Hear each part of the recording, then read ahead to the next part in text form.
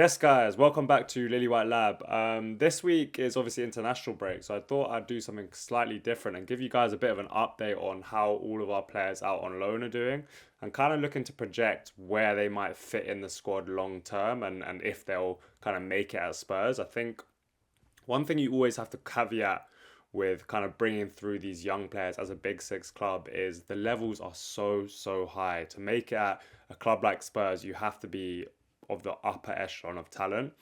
And so I think when we look at these loans aren't always to get them into the first team. Loans might be to raise their price, to get them a move elsewhere in the football league or abroad. But I think a lot of these loans are kind of in fans' opinions. They think, oh yeah, they're going to go out there and they're going to come back and they're going to be ready to play. That's not often how it works. I think there's certain players that the club will be looking at like, this is a loan to get you ready to be a part of Tottenham. And then there's other loans where it's let's raise your value, let's put you on the kind of market and get you some exposure before you go and smash it elsewhere. So I think you have to kind of categorize different players in different ways in terms of loans, which is why I'm going to kind of only speak about certain players in this video. And I've kind of picked out my 4 players out on loan who I think will potentially make it at Spurs. Again, there's no guarantees, but I think these 4 are good enough to potentially make it at Spurs. That doesn't mean they will. I think some of them are more likely than others, but those are the only ones that I think I'm sure on, that have the capabilities. So the honourable mentions that I kind of want to speak about first are Jamie Donnelly. I think the Jamie Donnelly kind of situation is a bit of a shame, but I think in the way the Premier League's set up at the moment, there's so much kind of attention on athleticism and the ability to get around the pitch and the game is so intense. And I just think that his lack of athleticism is going to really harm him. I think he'd be best than trying to transition into a 9 who can kind of link play really well. Jamie Donnelly is one of the most technically gifted players I've seen at Spurs Academy. But like I said, the upper echelon of the Premier League now is so high that I just think his lack of nimbleness will struggle to make it at Spurs, as his kind of the way he turns is a little bit slow. And despite having such a good touch, I just think his lack of ability to get around the pitch is going to harm him. Alfie Devine has obviously got a transfer lined up with Preston. I think that one's a bit of a shame. I think he was one of the most talented players in the country when he joined, but we just completely messed his development up. And the club was a bit of a shambles over the time that he's been here. So I think that's unlikely to come to fruition. Ashley Phillips, I think, will go on to be a good Championship, lower Premier League defender. I think we'll make profit on him. He's good, he's strong, can defend his box. Probably lacking the kind of on-the-ball capabilities that we'd want in a player at Spurs. And then who's the other one I wanted? Will Lancashire. I think this one I was tempted to put into the 4 that could potentially make it. He's smashing it in the Championship right now. I think Will Lancashire is a good striker. My issue is just his technical level for me isn't good enough to where Spurs want to be. And I don't really see it developing. I think he's excellent in kind of pinning centre backs, running channels. He works his socks off, and he's a proper striker, so he's on the move constantly, and he can bag goals for fun. And I think he will bag goals for fun in his career. But I think that will be elsewhere. And this is just obviously a prediction. I really hope these guys prove me wrong. I would love all of them to make it at Spurs. But I couldn't speak about everyone in depth, and so I had to narrow it down a little bit. I get a lot of people asking me about Damola Ajayi, because obviously he scored that amazing goal in the Europa League. Now, Damola Ajayi, that was one of the most beautiful moments supporting Spurs. That goal was so good. But for me, Damola Ajayi has never been one of the kind of top players in his age group. I don't see him as a standout Spurs Academy product. Really hope he goes on to have a great career. I mean, his loan is going really well, and we've seen stranger things happen. But if I was going to make a prediction, I think that will be elsewhere. And I hope these guys go and smash it wherever it is. I really do mean that. I don't want to kind of write players off. I really hope they do come through at Spurs, but this is obviously just prediction. But yeah, of the players that I want to really talk about in depth, I'm going to start with Yang Min-Hyeok, who is obviously our Korean player who's currently out on loan at Portsmouth. So we look at the tactics board. I just want everyone to kind of ignore everyone else, but I'm just going to use it to kind of talk about the players that are out on loan. So if we start with Yang. Now, Yang is playing for Portsmouth on this left-hand side in this sort of 4-2-3-1 shape. Now, naturally, as a Korean left winger, the comparisons are only going to be with Son Heung-min. And as players, they're actually very, very different, despite the fact they play in the same position. Yang is a very technical, really good linker of play. His combination play is really clean. So he loves to kind of drop into these sorts of areas and receive the ball. And his one-touch, two-touch play is really, really good. So he can lay the ball off and then make a run. His abilities in terms of protecting the ball are really good because his stature is very small. But he's one of those players who, because the ball is so glued to his foot when he receives it, and because he's really good at using his body, he can protect the ball really well and draw fouls or retain possession. Now, on to that kind of struggle in terms of stature. He is small and he kind of makes up for this out of possession in terms of his pressing. He's a very intense presser, buzzes around a lot, will put in a graft for the team.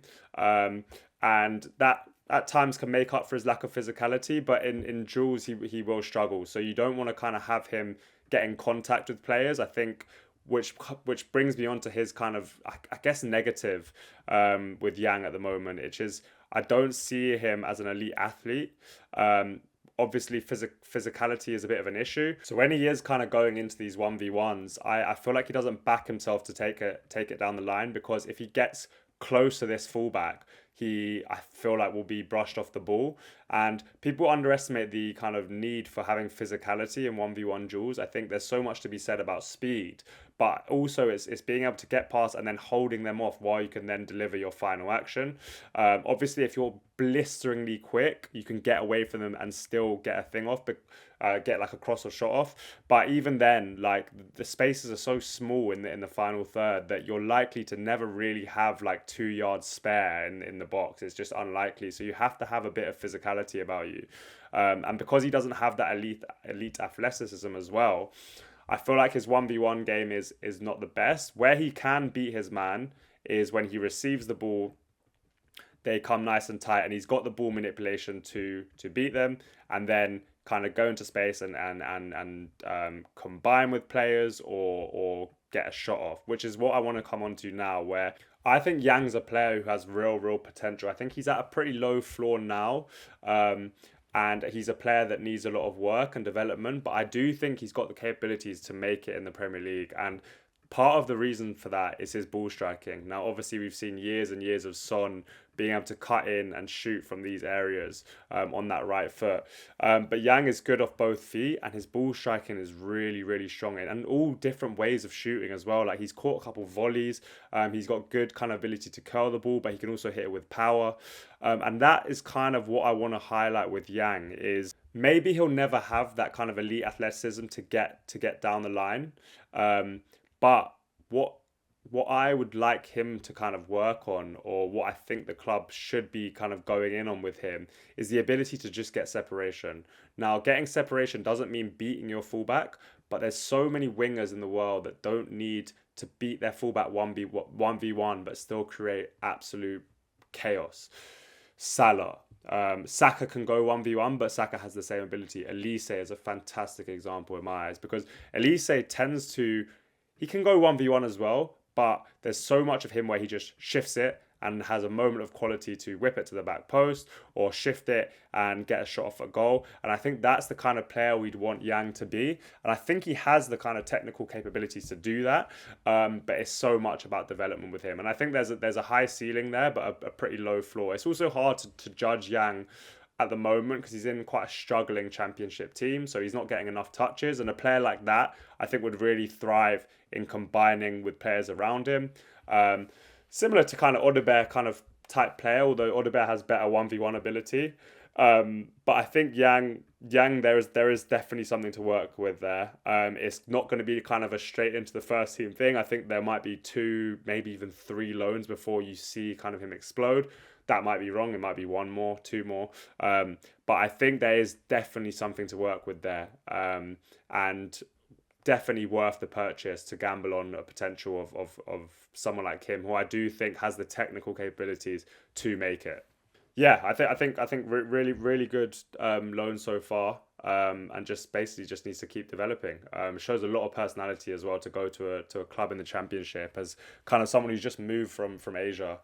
Massive culture shock, and managed to kind of get a starting place, and it's not easy to get starting places in Championship teams, as we've seen. It's so competitive, there's so much kind of club politics involved, and so I think he's done really well just to actually nail down a starting spot, and hopefully onwards and upwards. Now the next player I want to talk about is Mikey Moore. Now we know the kind of hope we've had put on Mikey Moore. He obviously broke through as a young player, and then kind of the hype wore off a little bit. I think people were frustrated with the whole season, and Moore wasn't able to kind of drag us out of it, as he shouldn't be. He was a kid, but I think he struggled in certain games, and then obviously he's now gone out on loan to Rangers, which again was a massive struggle at first, but I think actually that will turn out to be quite a good thing for him, because I think someone like Moore, he has never struggled in his life, in his football career, because he's always been top of the group. He's always been the best player around. Football's been easy for him.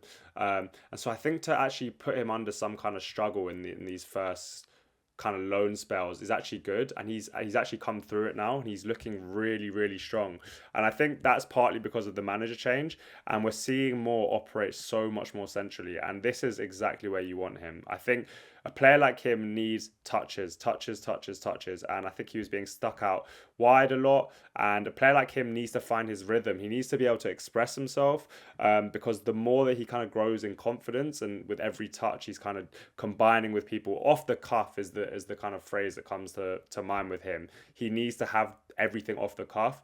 Someone like Wayne Rooney, Jack Grealish at Villa. I think Jack Grealish at Villa is the perfect way to compare Moore, because he just kind of let him do his thing, and he will create things. And that might be sometimes him popping up over here. That might be kind of him running on beyond. It might be him shooting from 35 yards. It might be him drifting out wide at times to take his man on 1v1. We saw the freedom that Grealish was allowed at Villa, and that was when everyone absolutely adored Grealish. And I think Moore has that style around him. Just a great IQ as well. Just naturally feels the game, which I like, giving someone like that the freedom and ability to express themselves, so they can pop up in kind of deeper areas and then carry it up, or they can combine with the striker. There's so much to Moore's game as well that is just great. I think he's grown stronger as well. You can see he's used to the men's game now, and I think he's one of those players who looks quicker with the ball than without it. Again, Grealish comes to mind. So his carrying ability is really good, and he's one of those players also that when he is carrying it, constantly changing the angle, which makes him hard to stop, cutting off the defender as well, which is such a good kind of skill to have, to be able to draw fouls but also take them out of the game. Now I think last season the main concern about Mikey Moore was his athleticism and physicality within the fan base, and I do want to just remind people that this was the sort of role he was being asked to play a lot of the time, and this does require 1v1 ability a lot of the time, and also athleticism. We saw Brennan Johnson kind of play so many games because he was athletic and able to run up the line, and this is not Moore's game, and at times he did pretty well doing it, but that I had concerns around his athleticism there as well. But I think where Moore really suits is the thing we're trying to do at the moment with this 3-2 build-up shape, which I've gone on and on about. But Udogie kind of providing the width and allowing Moore to have this kind of freedom to be a second 10. This role, it was made for Mikey Moore, like long term. I think this is the kind of role that just allows him to be him. And at times he'll be able to stay out wide and receive the ball with a bit more time. But when he wants to get amongst it and link with players, he can do that as well.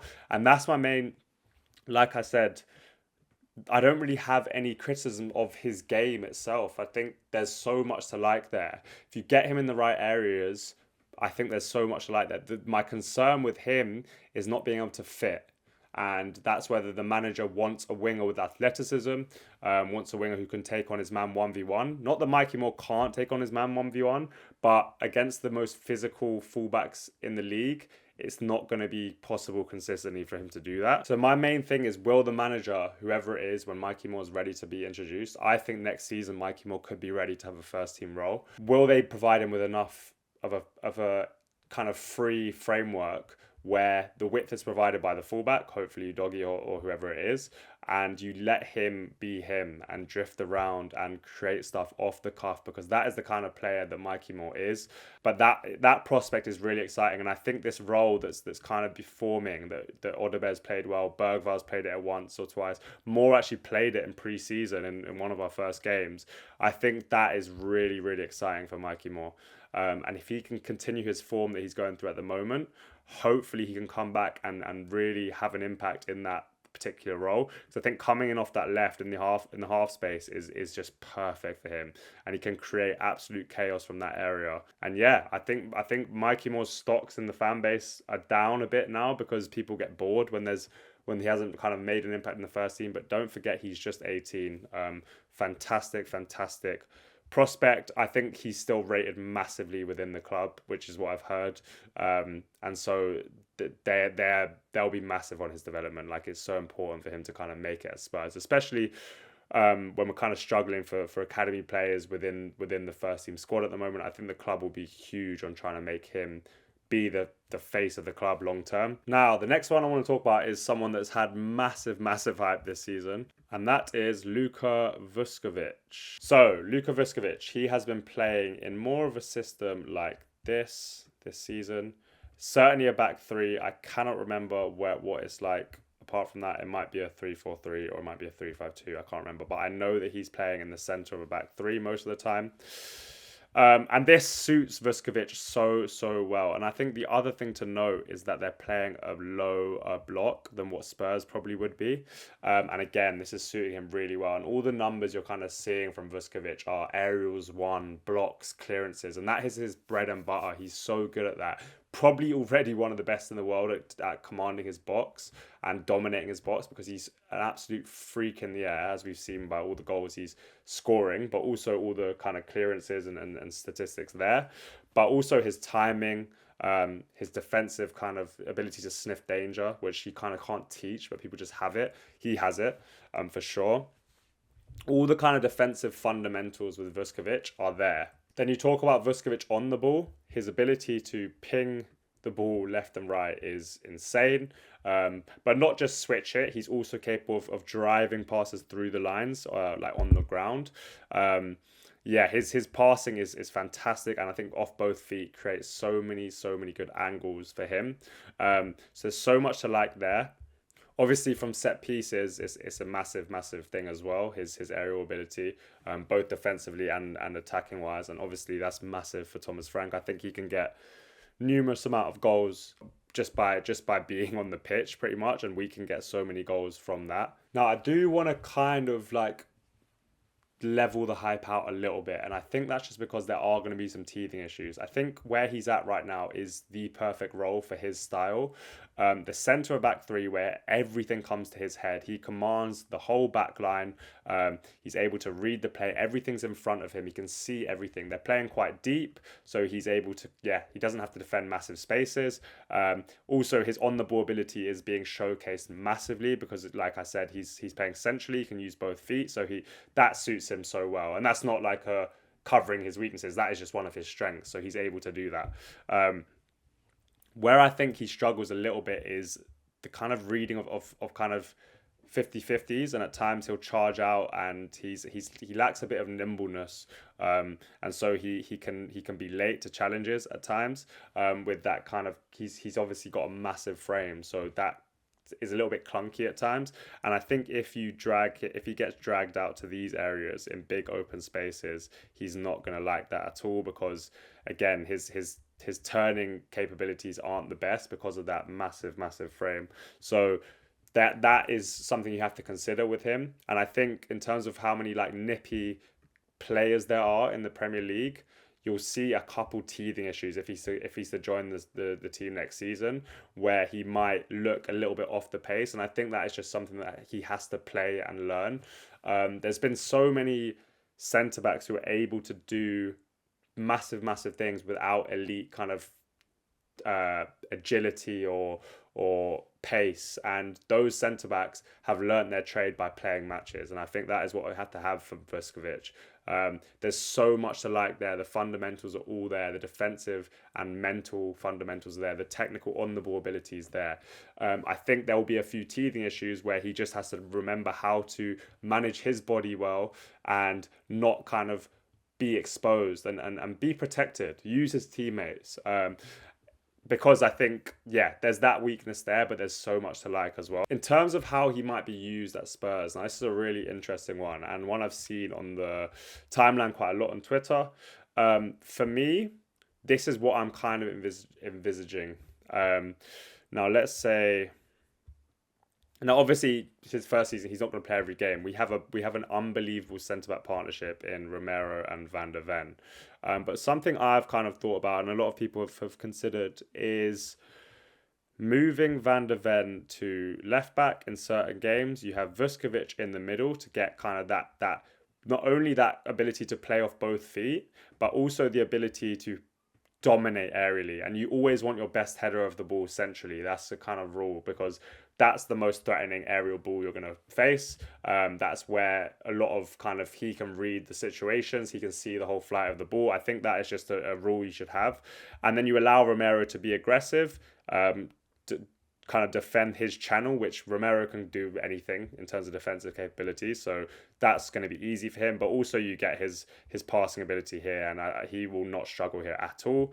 But also what it does do is it allows Van der Ven, we know Van der Ven's got his carrying ability. There's been so much talk around it. He's so quick. He can carry the ball really well. He can also cover this space. I think there's a slight concern here if you leave him really exposed with his turning ability. I think it's better than Vuskovic's, but that might be a slight concern. But what you do get is his ability to defend, his ability to carry the ball, and that being on that left flank, his left foot is really good at kind of playing out. But you also get this protection where you can have Romero go aggressive, you can have Van der Ven go aggressive, and Vuskovic is the one to kind of to marshal it and dominate aerially and defend his box when he need to. And I think this kind of two around him protects him well. And then you'd have Porro or Spence as the kind of attacking fullback, kind of like what we're doing at the moment, but on the other side. And then you might tuck Kudus in, you might have Odobert as a touchline winger, and so on and so on. And that gives kind of freedom for Porro to be more offensive and deliver that final third ability we know he has, but also protects Vuskovic. So I think that's where I'm at with Vuskovic. Now, the last one I'm going to talk about, I'm going to really struggle not to go overboard with, because I think this guy is incredible. I genuinely think he's incredible, and that's Tyrese Hall. Now, just to caveat before I go crazy about Tyrese Hall. So what he's playing in League 2 right now, which I think at his point in his career, he should be playing much higher. I think he's one of the best talents in the country. I'd stand by that. I think obviously there was a really wasted year with Tyrese Hall because of a stupid falling out or misunderstanding where basically it meant that he got frozen out for a year, which is just ridiculous.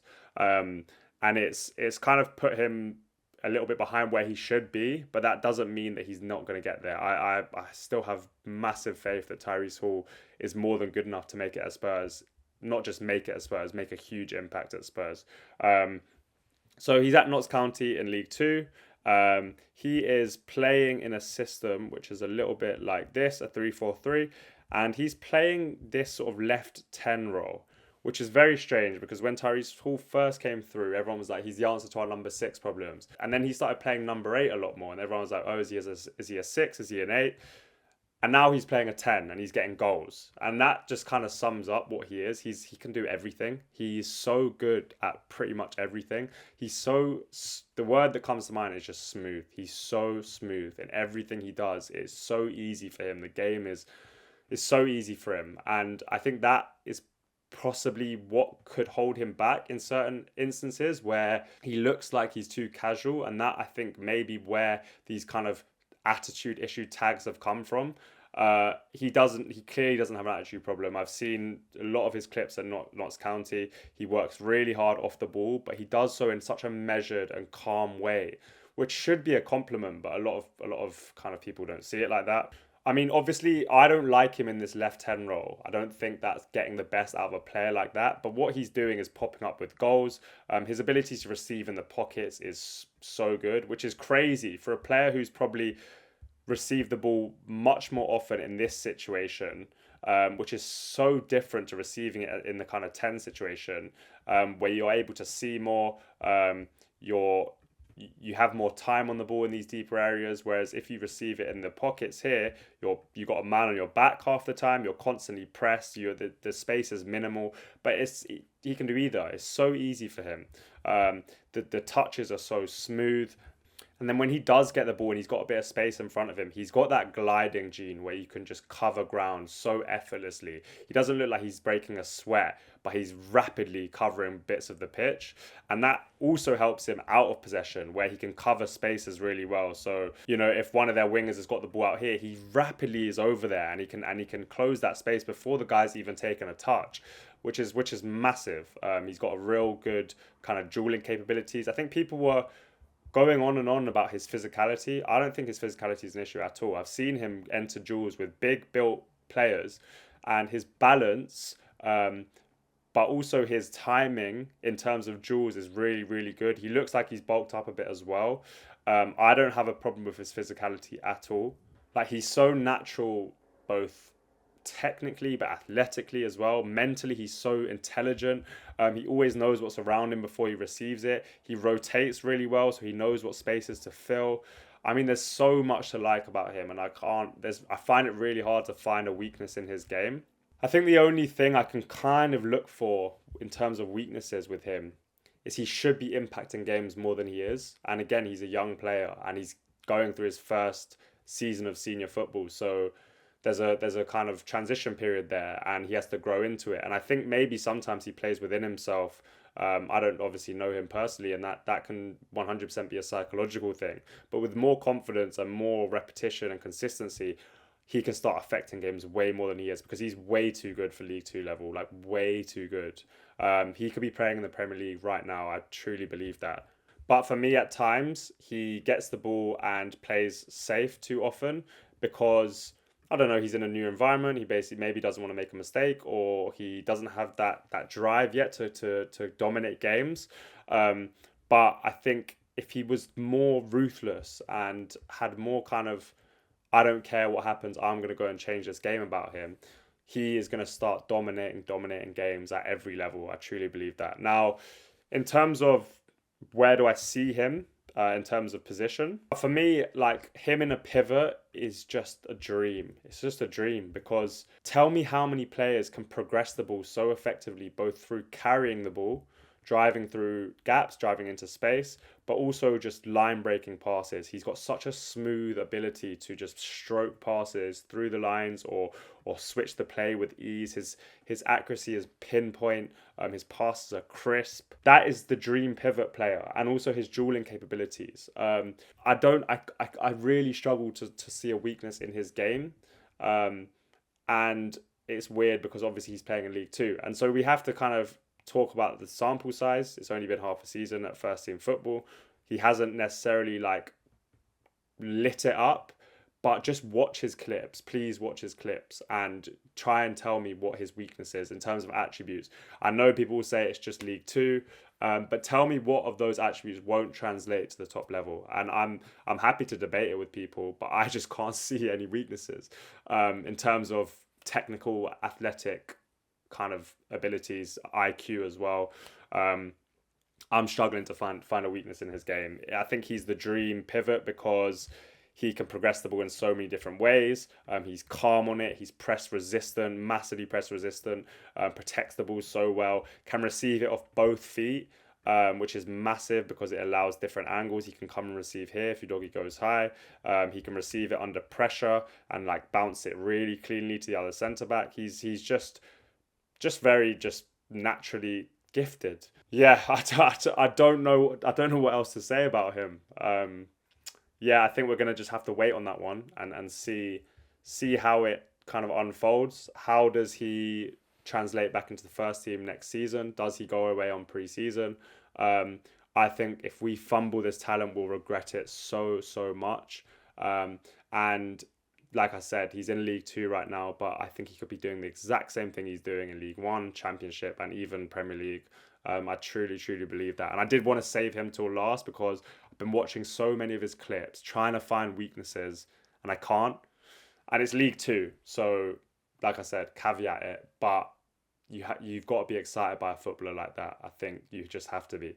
And I don't want to, put pressure on the kid or whatever, but that is my kind of footballer. He's so natural, and suits the modern game as well in terms of his ability to cover ground. I could speak about him for all day because it's crazy. Yeah. But if you haven't watched him, please just go and watch his clips and just tell me if you see what I see. And if you can think of an attribute that you don't think will translate to the higher level, also let me know, because it's an interesting debate, I think, that one. But yeah, that's it. I kind of the loan players I wanted to cover. Please do subscribe if you enjoy the content. Like the video. Tell me which loan player you're most excited about. Tell me which player I've kind of skipped out, which you think actually could make the leap. I think we've got really good, exciting young players both within the club but also out on loan. So hopefully we see some of them blooded through in a much better process than we have previously. But overall, come on, you Spurs.